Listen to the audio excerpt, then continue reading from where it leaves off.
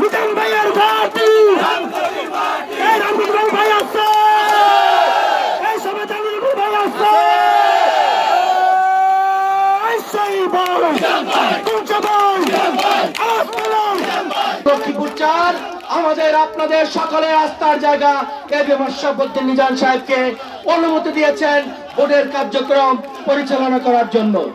আমরা মিছিল যখন আপনাদেরকে দাওয়াত দিতে গিয়েছিলাম আমরা সবাইকে বলেছি আজকের এই বালুচরের এই প্রতিবাদী জনতা বুঝিয়ে দিতে হবে আমাদেরকে যে দায়িত্ব দেওয়া হয়েছে আমাদেরকে যে নির্দেশ পালন করতে বলা হয়েছে এবিএম আশরাফউদ্দিন নিজাম সাহেবের নেতৃত্বে আমরা প্রতিটি ঘরে ঘরে আমরা জনাব তারেক রহমানের 31 দফা প্রতিষ্ঠার জন্য তার 31 দফাকে প্রতিটি গ্রামগঞ্জে আমরা প্রচারণার মাধ্যমে আমরা জনগণকে বোঝাতে সক্ষম হয়েছি।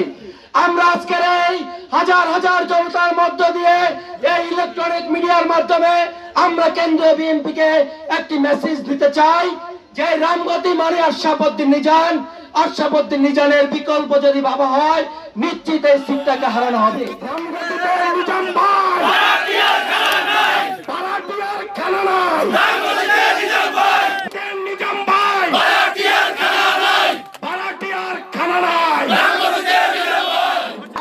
যদি কোনো ভাড়াটিয়াকে কোন আওয়ামী লীগের দোসরকে আমাদেরকে নমিনেশন চাপিয়ে দেওয়া হয় আমরা তাকে অবাঞ্ছিত ঘোষণা করব।